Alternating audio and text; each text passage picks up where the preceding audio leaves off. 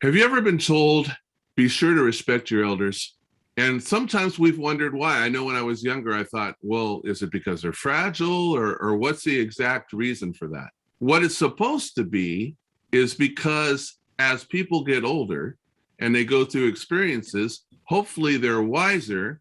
And because of that wisdom, they're able to then share that with those that are younger. And yet in our society today, it seems that we're losing that reverence. We're losing that respect. We're losing the value of what our parents and grandparents can really bring to the table when it comes to our families and when it comes to knowing how to live and knowing especially how to serve God. So today, that's going to be the subject of episode 26 of the Audacious Faith Podcast.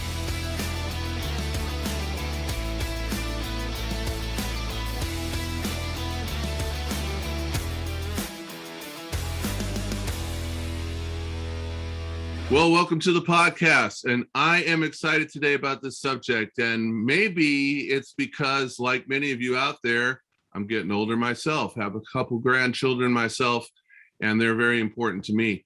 And I've always thought, what is the importance of the role of grandparents? I mean, are we just people that are going to spoil them and send them home, or is there much more that we can contribute to that? And I have a very special guest with me today who's going to address that very subject. His name is Larry Fowler. I've actually known him for approximately 30 years in different capacities of ministry. And now he is the overseer and the catalyst of a ministry that God's led him to, a Legacy Coalition, which is exciting. And I'm so looking forward to finding out more about it. Larry, thank you so much for joining us today for the podcast. Well, Jay, it's good to be with you. I think that I remember you when you were in college, way back, probably in the 80s, huh? Was probably when we first met each other. That would be in the 80s. Yeah, you got the dates correct. Yeah. So it's great to connect with you again and have this opportunity to share our passion and vision. So. And we were commenting before we came on today that we didn't have the same hairstyle back then, but we do. No. Yeah. And you're like me. You shave it off so people can't really see all the gray or the white. Yeah. Exactly. It starts coming in, and it just makes us, My wife says it makes me look younger. Does your wife say that too? Oh, with having the no hair? Yeah. Yeah, when I had the hair, honestly, the hair that was there just pointed to the fact that most of it wasn't. So it just made more sense, right? Yep, I'm with you. Exactly. Well, let's share a little bit. I mean, some of our listeners that are going to watch this don't know you. So tell us a little bit about maybe your upbringing, your family, how it is that God led you to faith. Yeah, well, I grew up in a Christian family in Western Nebraska. I actually grew up on a cattle ranch, Jay, about as opposite an environment as the city of Los Angeles as you can possibly get. Right. Went to a little one-room country school, was the only one in my grade. Mm-hmm. But my family were strong believers, and my mom and dad were just passionate about following the Lord and serving the Lord. And so I accepted Christ when I was a little tiny kid. My mom led me to the Lord. Mm-hmm. And my highlight of my growing up was attending a Bible camp every summer. I'm wired to be sociable. I'm an extrovert. Okay. And when you're the only kid in the class in your one-room country school, you don't have too many opportunities for interaction. Right. So I would go to a summer Bible camp, and it was a highlight of my year because I got to be around other kids. But at that camp at age 13 was when I felt that God was calling me to ministry, and I told the Lord that I was going to give my life to Him to serve Him full time. And so that was a real big turning point in my life as well. So at 13 years of age, which is earlier than for most that I've heard this story. So God grabbed hold of you early. Yeah, and that kept me out of a lot of trouble in high school because I had a sense of direction. I felt like, okay, I'm going to serve God, so I better not do this, better not do that, because I'm going to serve God. And that purpose that was established there at age 13 was real instrumental in my through my teenage years. So you were thinking about the long-term implications that possibly would be affected if you made some wrong choices. Well, not too deeply, but but enough for it to really guide my decisions. Yes. Right. Awesome. So then you've been married to your wife, Diane, right? For how long now? So from Western Nebraska, I went to a really big Christian college with the idea of being prepared for ministry down in Arkansas, one called John Brown University. My wife, Diane, grew up here in Southern California in Riverside. She went to a really small Christian college in Arkansas, but it was the same college. It's just a difference of perspectives here. But we met at college and were married, and then came back to Southern California. And my first full-time ministry position was youth pastor at her church, which was Riverside Bible Church here in Riverside, where we live now. Okay. And then you've been together ever since. We have. Yep. And you've pretty much done ministry together the majority of the time, right? Yeah, all that time. And I'm not front person, but let me tell you what, you remember her well, I'm sure. And she's just wonderful, gracious, right by my side all the time, helping, encouraging, and doing it with me. So, yeah. Definitely. I would say that the term power couple is definitely appropriate when it comes to you guys. Very much in sync and definitely moving forward in the same direction has always been the impression that's been given. So awesome. So that's how the Lord called you into Christian ministry. You mentioned that at the age of 13. And then when I first met you, it was in the capacity that you were serving as an Awana missionary. And I know that you were with the Awana organization for quite a long time. Maybe share some of the highlights of that, what you really learned from that, some of the great things God did. Well, one of the highlights for me was just being associated with the church that you were part of at that time, Jay. We started the Awana ministry in our church here in Riverside, and God just caused us to fall in love with it. And so we became Awana missionaries in 1979, and we were assigned to the Los Angeles area and the Central Coast. That was a geographical area we served. And one of the very first churches that started the Awana ministry after I became a missionary was Venice Baptist Church. Okay. Where you were. You're right. I was there. That's where that's where we first met. Now that you're remembering that better than me. Okay. Yeah. Because you were like a college age leader, and in that ministry, and that was, my opinion today, looking back at it, that was one of the most effective children's ministries that I've ever had any association with. I mean, in terms of reaching kids with the gospel, in terms of discipling kids, engaging adults and training, it was amazing, the things that happened there.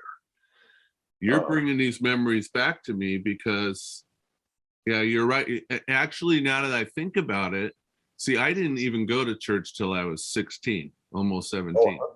And so Awana was the first opportunity I had to serve. Under Rick and Jeannie Wells. And of course, and what an incredible couple to work under. Exactly. I mean, if you're going to have an example of somebody, they were definitely, you couldn't have picked better. So, you're bringing this back to my head here. I didn't even realize that coming into this, but that would have been the first opportunity to serve. I was serving in, Sparks, kindergarten through second grade. And you and Diane were right there at the forefront when we go to the big events like the Olympics that they have and all of those type of things. Well, one of the big events, one of the highlights for me during those years of being missionaries were the Awana Olympics that we held at Poly Pavilion. You remember going to that? I do. Yeah. And what you probably don't know, there were some incredible miracles associated with that. One of them was that when we said we want to have this really big event and we need to rent a big facility, we went to UCLA to ask them about renting, and they said, well, yeah, you can rent it, but you have to have 100 security people for the kind of job you're going to have, and you can't do anything religious. If you do anything religious, you can't rent it. And I said, well, okay. And then the lady called me back and she said, I was watching what you do. She says, I'm really intrigued by this. And I don't even think the lady was a believer, but she became an advocate for us. And she said, I'm watching what you're doing. And she said, there's one out, and that is if the University of California Board of Regents votes unanimously to override the policy, then you can use the facility. And Jay, the University of California Board of Regents, just think about who might have made up that board. Exactly. Yeah. They voted unanimously to allow us to use Poly Pavilion for that event. And that's how we got in to do that. That was an absolute miracle from my perspective. And if I remember correctly, didn't you have AC Green? Yeah. Yeah, we had some great speakers. What was interesting was we didn't have to provide the security. They finally believed us that we didn't need it. We'd have control of the kids. They were imagining 4,000 kids, loose in their facility and thinking they're going to tear the place up. Well, 3 weeks before the first time we did that, Jay, MTV had their music awards in there, and they trashed the place, just absolutely trashed it. We come in 3 weeks later and do our event, all with children, and there's not a scrap of trash anywhere. The place is kept immaculate, and we got a letter from them afterwards saying you're welcome to come back and use our facility anytime you want. So that was a highlight. The other highlight of that event was 60 adults got saved that day. Oh yeah, parents. So that was that was fantastic. And it was such a good, the way things were set up. You didn't need the security because you had all those volunteer leaders and all those different churches taking care of the kids. So just was done so well.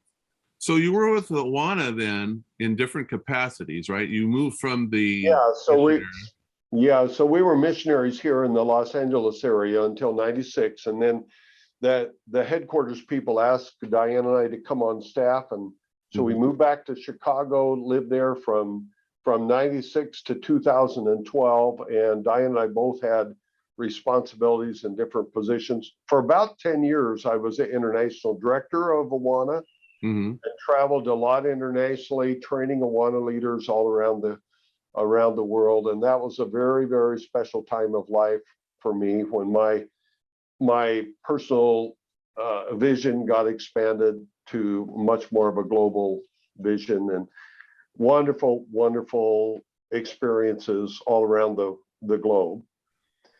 And then I wrote a book on children's ministry. I'd never written one before, never written a book, but I started getting this passion to write a children's book on children's ministry from a biblical perspective. In other words, what does the Bible say about how we ought to do it? And that book began, when it was published, began to open up all sorts of opportunities for me to speak and to teach in the United States, both inside and outside of Awana. And so my responsibilities changed. I changed for Awana to a vice presidential position over programming and training. And that's kind of been my specialty. And so that's where we landed. And then my grandparenting journey really started to take a turn. Yeah. And so in 2012, we moved back to Southern California. Mm-hmm. We were still part of the Awana staff. So we ended up being on Awana staff for 39 years, but we moved back here with a special assignment to kind of be a consultant or a coach to children's pastors and mega churches. And that's what I did then until I finished with Awana. So God gives you this complete, he just kept changing and expanding your role throughout the years, and yet still having children as being a major part of that role, obviously, right? Yeah, and what I do today is still children's ministry. It's just a different set of workers. Absolutely. In fact, I don't know if you can hear children in the background here, but they're outside playing. We have a small school here. So I guess it's a little fitting backdrop that there may be some screaming in the background. But so you go through all these years of ministry. You said 39 years with Awana, right? Yep. And then a lot of people at this point would be like, okay, that's been a great run. Really did a lot of things, fought the good fight of faith. And what we're told in our culture today is, okay, now it's time to wind down, right? Yep. And yet God leads you then into a different variation of that type of ministry, and something that I think is huge. I mean, something that's really, really needed, and it's intriguing to me. That's why I wanted to have you on today. Elaborate a little bit for us on how you're training grandparents now and how important that is. Well, can I give the background, kind of the Sure. rest of that story? Because I think this sets the table and will help everybody to understand a little bit more. My grandparenting journey started, of course, with the birth of my first grandkid. Yes. My daughter had three. My daughter married early. My son married late. Okay. My daughter had three kids, and after 7 years of a very, very painful marriage, she divorced and moved in with us. Our son-in-law had continually made some just awful choice after awful choice, and frankly, I was done with him. I wanted him out of my daughter's life because of the terrible pain that he was causing. So she moved in with us with her three little ones, and this is while we were living in Chicago. And I, for a number of years, was both dad and grandpa. Okay. And that was the beginning of me wanting to step into the role more deeply, because I didn't want my grandsons to follow in the sins of their father. I wanted them to have a godly man in their life and an influential godly man. And so I really began to step it up because of that painful situation that went on. So that was about 2000. And then fast forward 10 years, I was now, over the training and division for Awana, and we were working on developing some curriculum. I've done a lot of curriculum writing, and we were working on legacy ministries, on a study on legacy ministry. What allows a ministry to thrive across generations of leadership? That was the idea. Well, to do that, I started studying all the passages in the Bible that had the word generations in it, generation to generation. And nothing ever came of the study. We never published it, never did anything with it. It just fizzled and went away. But God used that preparation time to impact my heart amazingly. And because I saw for the first time in my life that I had a biblical responsibility as a grandparent. I had never seen that before. In fact, you know how it is. You have passages of scripture that you've read hundreds of times, and all of a sudden you see them with new eyes. Yes. That happened with me with Deuteronomy 4:9. I don't know that I'd read it hundreds of times, but I was certainly familiar with it. And the last phrase is what got us, Diane and I. The last phrase says, teach your children and your children's children. This was in 2011, 2012. it was such a strong impression, because I always thought this idea of passing on faith in our families was I needed to do it when I was a dad. And then when my kids grew up and they were parents, then they needed to do it. And then their kids would grow up and then they needed to do it. And it was the mental image that I had was like a baton pass, a relay race in track and field, like a baton pass, that each generation is going to pass this responsibility of discipling to the next generation. And you pray you don't have a baton drop. Amen. Yeah, exactly. But this told me that this was the impression that just got Diane and I so much that instead of a baton pass, there's this overlap. And just because my kids are now parents doesn't mean that I have no responsibility. I actually do. I still have a very significant responsibility before God to pass on. I thought, what would it look like if in a family they simply obeyed that one simple little phrase, teach your children and your children's children. All of a sudden, you have 6 people in a ideal situation, 6 people focused on discipling and training every single child in that family unit. And this was such a strong impression that I went to the president. I was one of the vice presidents of Awana, and went to the president and said, I can't do this anymore. I got to move. Well, our daughter had since remarried, moved to Colorado Springs.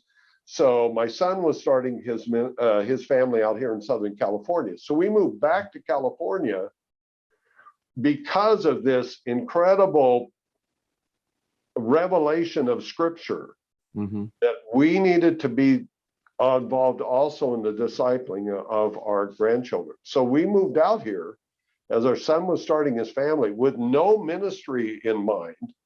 This was all a personal decision. And I was in the same thing that you just talked about. I was thinking, well, I sure hope that Awana will keep me on till I'm 70 so I can retire. Yeah. I hope they'll find something for me to do and I'll still be able to. So I was in that mode. And then as I started working with churches, I started asking them, so do you ever do anything on grandparenting? And Jay, 100% of the time, the church leaders that I talked to said we've never even thought of it. They had never thought of a sermon on grandparenting. They had never thought of having a class on grandparenting. Now, all of them had thought about doing that for parents. Yeah. Everybody thinks, every church thinks, well, we need to do something to equip parents. But 0 had ever thought about equipping grandparents. And that's when God just really began to give me a passion. Somebody's got to do something to equip the grandparents in America and to give them this vision for their biblical role and responsibility and for their incredible potential that they have to impact others.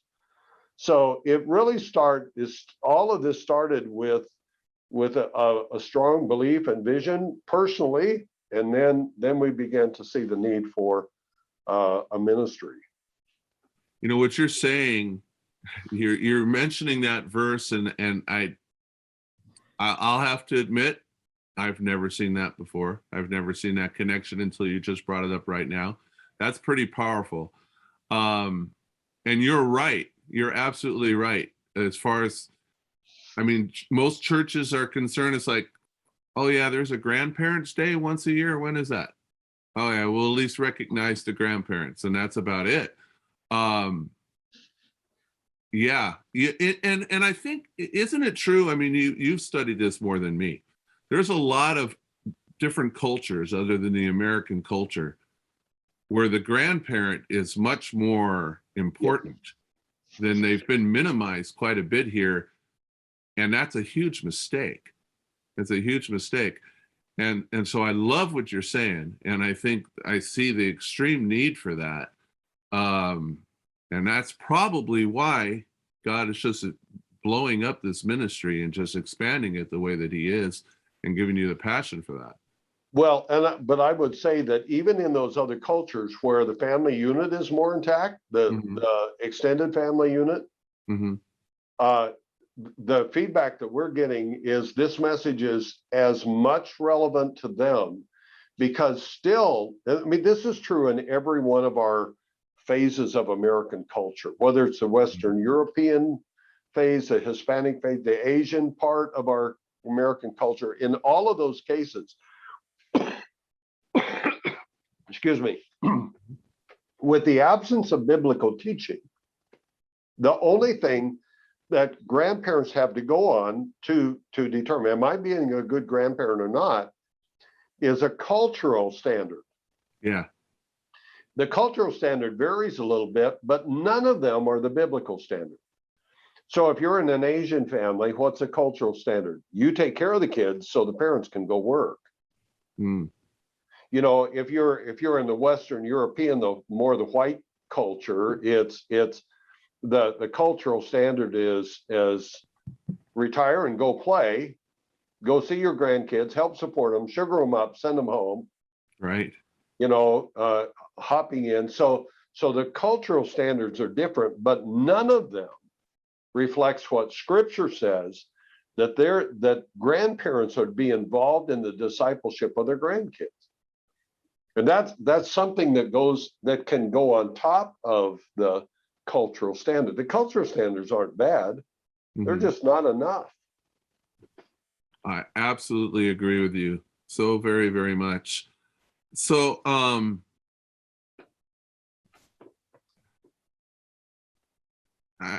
you're kind of blowing me away here. So that's why I'm a little bit stuck here at the moment on where exactly to take it. What is God? So God has taken your whole life of ministry now, and we've discussed this in several of the episodes of this podcast. It's amazing how everything a person does at different stages of their life that God has them do is vitally important at that moment and has its purpose at that moment. But then as things change over time, it seems that God doesn't waste any of it. He manages to take it all and now make it important for this moment. And I'm kind of seeing that with you and what you're sharing. All these years of experience with Awana, children's ministry, dealing with families, dealing with churches, youth ministry, all the different stuff. And now God gives you this vision at this particular point, and it's like he's taken all of it and prepared you for this, would you say? Well, yes. My question is, so why isn't that also the case in how churches program? Right. You know, because what happens in churches is you've been there a long time, so this is not you. But you know how it is. A church will get a young pastor. Yeah. And the new young pastor says, we got to reach young families. He is absolutely right. He says, we got to reach the youngest generation. He is 100% correct.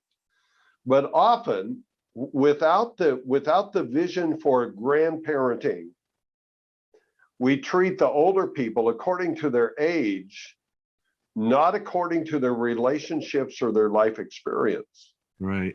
And then in a zeal to reach younger families and younger people, we end up putting the older people in the church on the shelf. And then they get grumpy and they start complaining, or they stop giving, or they do things like that. So what if instead we said, you know what, this is the most profitable time of your life. As your body wears down, your spiritual life can go up, your spiritual impact can come up as you stop traveling the world and doing things in your community, community. Why can't you focus more on family? I want to tell you, I think this is, with all the things I've done, Jay, there is nothing more important in my life than impacting my grandkids. Impacting my family. If I get to the end of this life and I've done all these other things, there will be an incredible hole in my heart if I haven't done everything I can to impact my family. This is the most important calling in anybody's life. I don't care what your ministry is. I don't care what what you've done for a career. Taking your children and your grandchildren to heaven with you.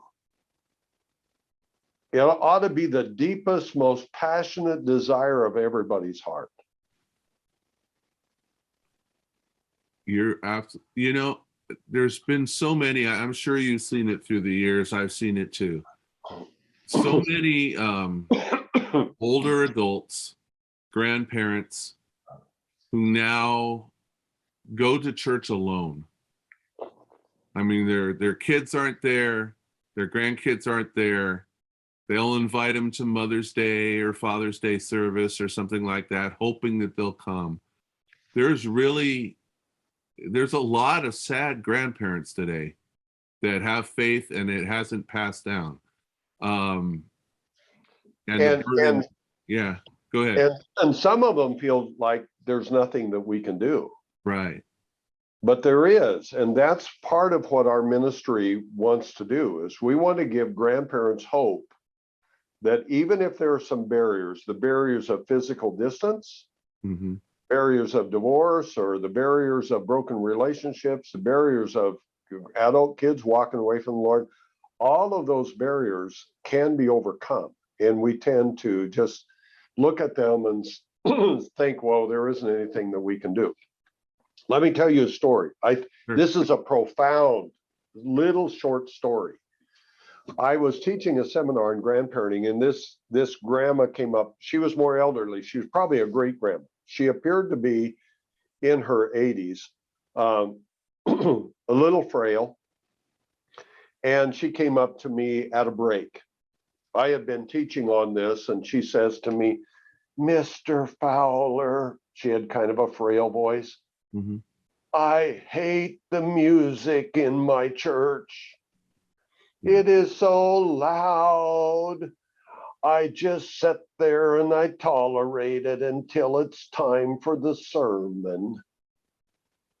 And then one day, my 19-year-old grandson from another city came to visit me.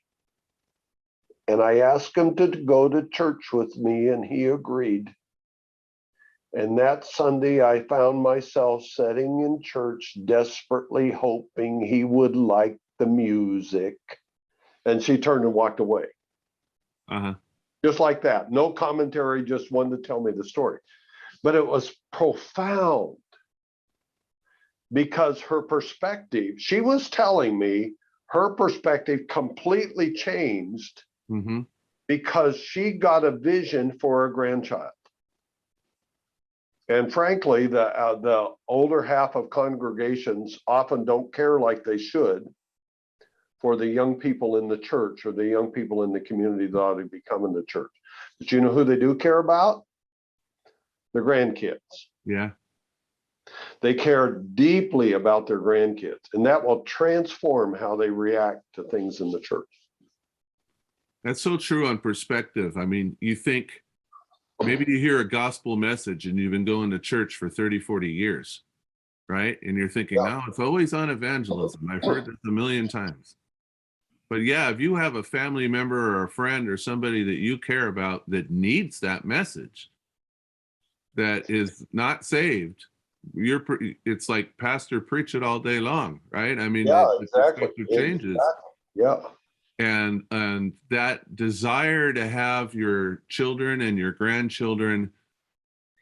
I mean, I know one of the things that, I mean, you're coming through with this right now. One of the ways that I've been led to share when I want to talk to somebody about Christ that I know and care about is very simple, kind of what you're saying. It's, you know what, I have assurance in my heart that I'm going to heaven one day. And the most important thing to me right now is that I know that you're going to be there with me. Is that true for you? Yeah. And yeah, so for the grandparents, I mean, their kids and their grandchildren both, they got it. It's time for a resurgence of the family and the importance of faith in the family. Would you say? Absolutely. Yeah, it is. And And so when we are so frustrated um, about all the cultural things that are going on in the world, we often feel like there's nothing that we can do. Well, Right. you know what? I can't do anything about the university here in Riverside. I can't do much about the elementary schools if they're starting to teach something that's not good. But you know what? I can do a lot about my grandkids. Yeah. That's where I still have the opportunity to really influence culture. And Jay, there are 30 million Christian grandparents in America. How do I get that number?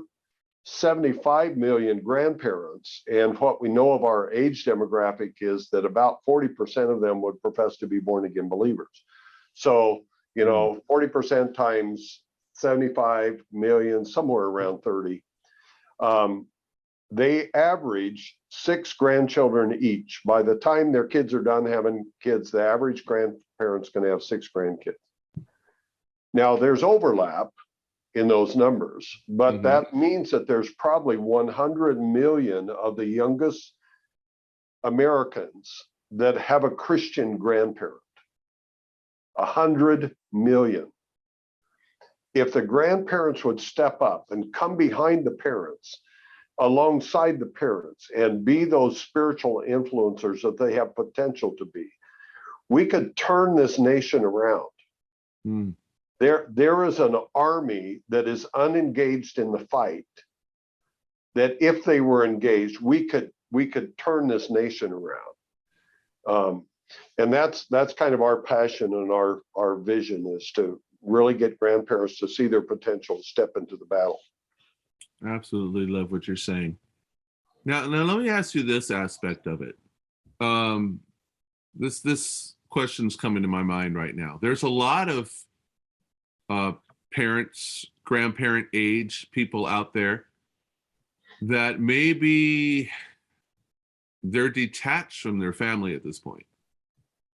And obviously there's prayers that can change and steps can take to change, but isn't it true that also there's a lot of people in churches like that maybe their grandchildren aren't right there, but maybe there's a family or maybe there's kids in that church that need that influence, and they can almost in an adoptive way also take on that type of role in some cases, would you say? Yeah, and there are 2 ways that happens, and I mean, actually we're seeing that happen a lot. What usually happens, Jay, though, is they have to get the vision for grandparenting first. Sure. And then when they say, well, I really want to impact my grandkids, but they live on the East Coast. Yeah. How can I do that? Then, but because they have the passion, then they are more willing to consider being a surrogate grandparent to kids in the church. Right. In fact, I think that's a real important thing. If you said to the older people in your church, be a church grandma, a church grandpa to the kids in the youth group. Pick a kid in the youth group, be a church grandma or church grandpa. That's not near as threatening as saying to them, will you be a mentor? Will you be a discipler? Yeah. That sounds so intimidating. A lot of people will run the other way, especially the men. But if you say, just be a grandpa, just be a Christian grandpa to them. Well, what's a Christian grandpa do? Takes them out for coffee or ice cream once in a while, goes to their games. Just love them. Just love them. Think about what an impact we could have in our churches for that. Absolutely. You mentioned in the beginning about us meeting at Venice Baptist Church. And so what you're just saying right there is so true, because there was a man by the name of Frank Capps in that church that the guy was probably in his 80s. I didn't know at the time he was dealing with cancer for the 3rd time. And yet as a young person walking into that church, every week he caught me. Every week he said, hey, how are you? Every week he had a smile on his face. Every week he just took some interest. We didn't have long discussions and talk, but I could tell that he cared and was happy that I was there. Huge impact. I remember that more than any sermon that I ever heard. while I was there. Yeah. And so you're just illustrating that point, how people, don't just sit down and be upset about the music. I mean, there's a purpose for the music.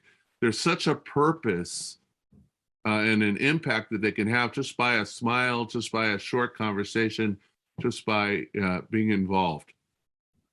Well, we have to in our churches, we have to change how we view the older half of the congregation. Mm-hmm. The reason why I say older half, Jay, is because the average age that a person becomes a grandparent in the U.S. is 47. Mm. That's the average age when a person becomes a grandparent. So when we talk about grandparents, we're not equating it with senior adults. Okay. Senior adults are part of grandparents, but many of them are great grandparents now. So we're really thinking about the cross, across the generations, across the decades, way down into the 40s and the 50s when we're talking about grandparents. And if we focus them on their ability to minister through a relationship rather than making them, people come in and just fold the bulletins or, have a potluck or a hymn saying, if we do that, we're going to keep them engaged in ministry so much better in our churches. And it will give them a new vision for their involvement. They'll feel more involved in it, and it'll be great for that part. I love it. So give us some goals that are, as the Lord is expanding the ministry, and maybe how people can get involved directly with your ministry,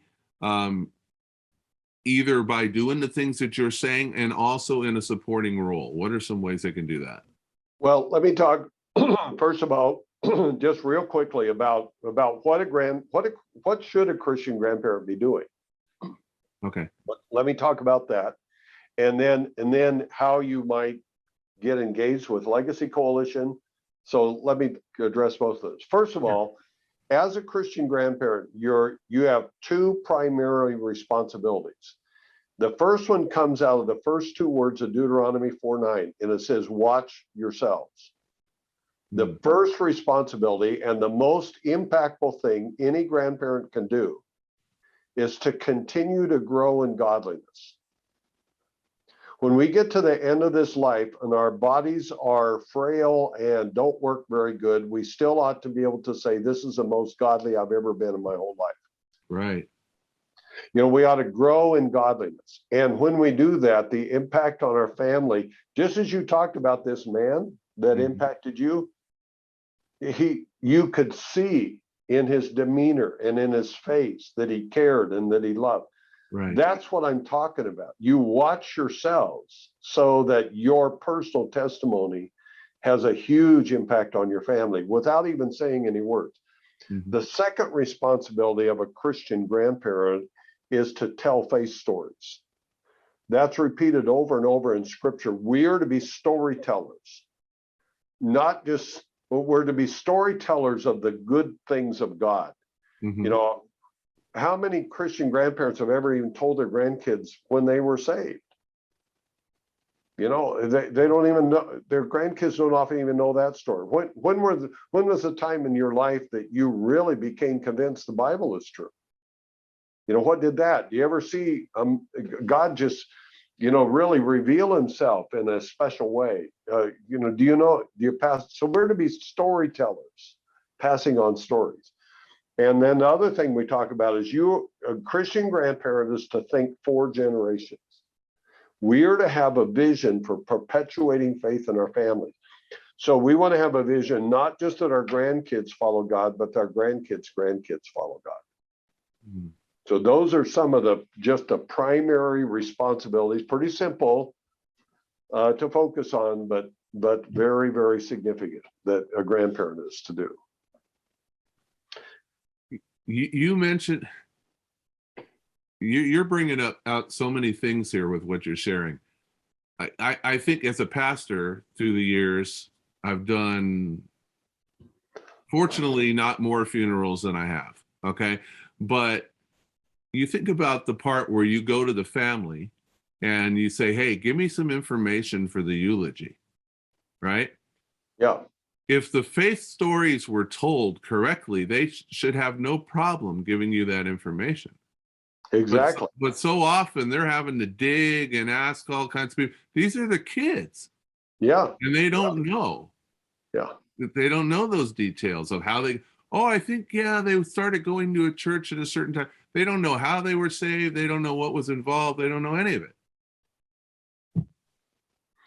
Well, you're right. And so Diane and I thought that through. So thought that through. So one of the things that we try to do is we tell our grandkids, okay, I want you to tell our story back to us. So we want to see if you got it right.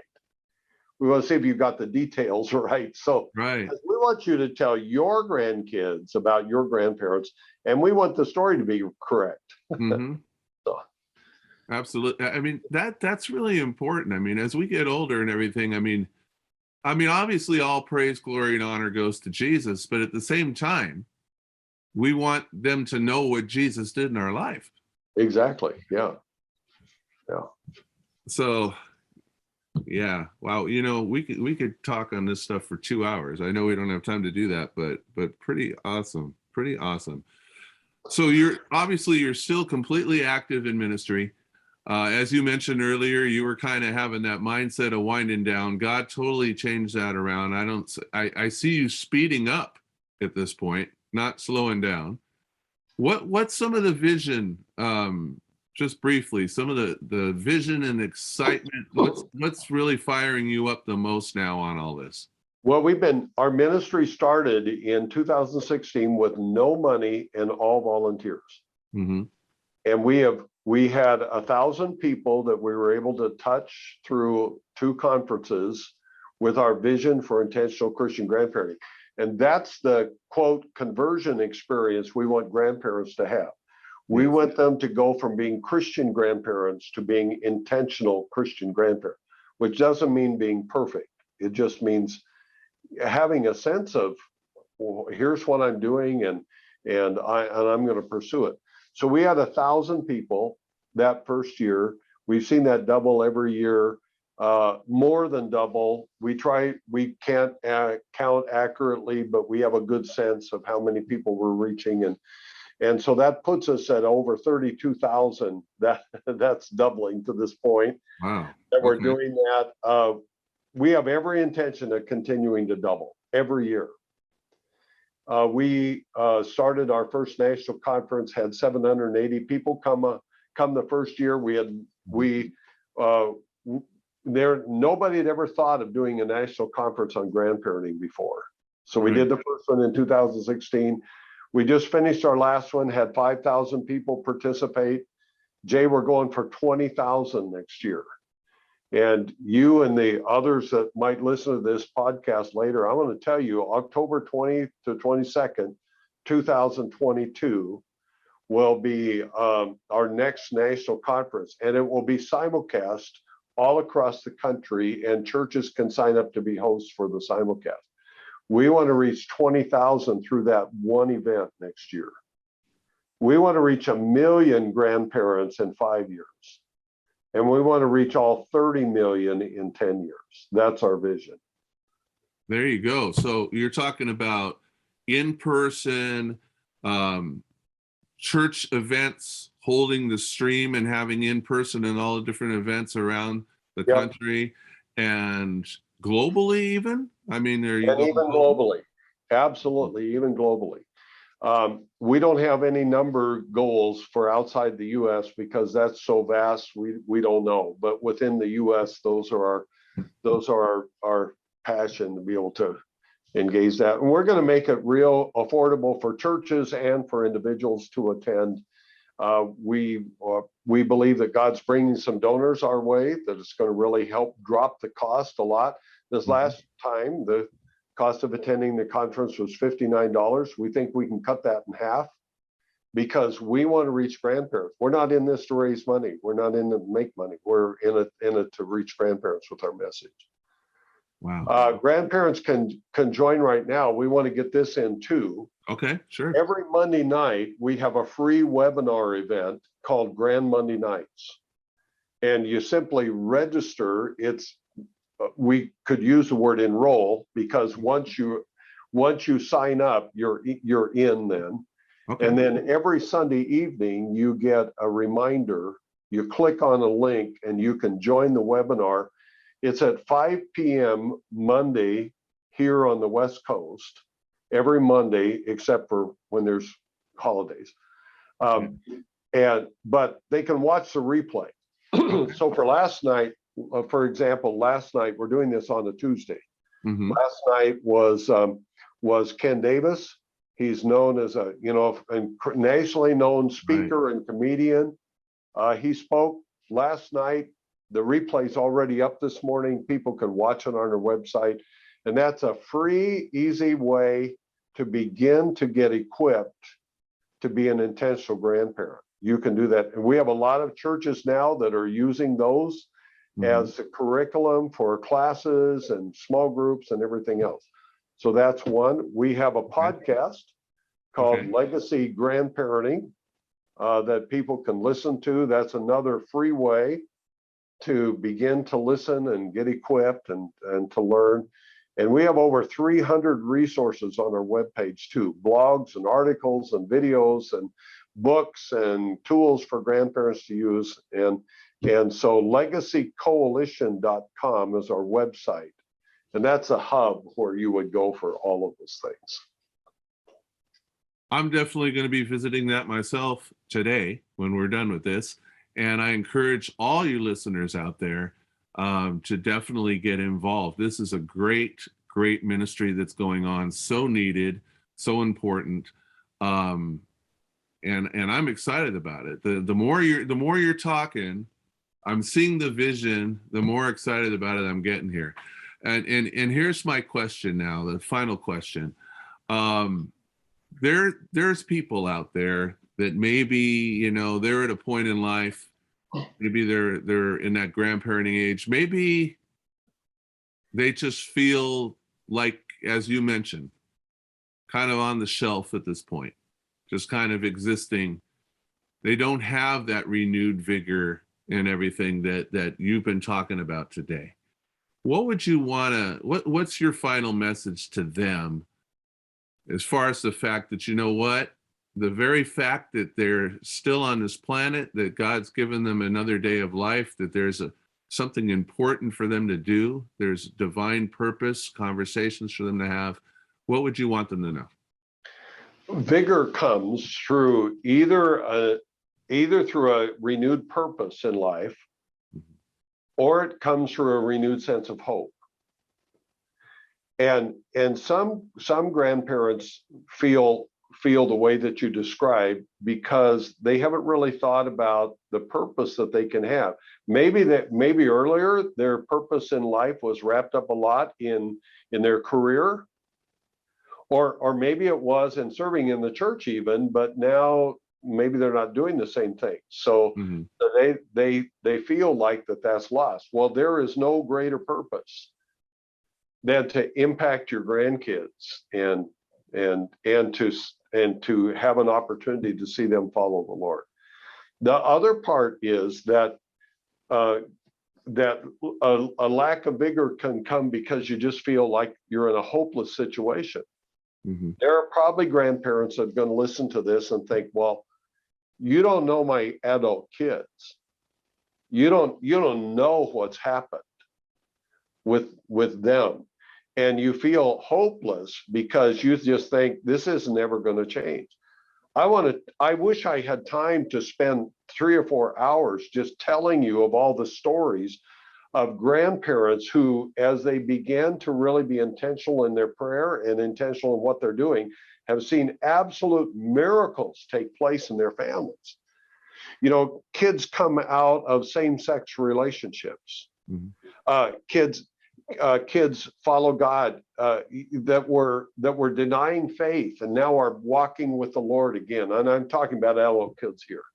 There is hope and hope comes through different strategies. And that's what I've learned, that when we think, okay, there's no hope, it's because we haven't thought of a new way around the barrier. And when we start thinking about, oh, well, I could do this or I could do that, and that might make a difference, then all of a sudden hope returns, vitality returns, and we get a new zest for life. And so, yeah, so that's where Diane and I are. And there are lots of grandparents that are getting that hope, finding that hope. Amen. Well, thank you so much, Larry, for sharing today about what God is doing through Legacy Coalition. I encourage all our listeners to go onto their website, see the resources, get involved, get on those webinars, and definitely be looking for that conference as well and spread the word. Nothing could be more important than being an influence in our families' lives and our grandchildren's lives for the glory of God, and that they can come closer to God. And what a privilege that we all have to be able to be involved in that and still have that opportunity as the Lord gives it to us. So I encourage you to go ahead and contact Larry's information. I'm sure is on there as well, right? As far as the Legacy Coalition, and he can give you more information. Thank you so much for joining us. Please share this podcast with as many people as you know, especially those who are going to need this information today. And this has been the Audacious Faith Podcast. God bless you.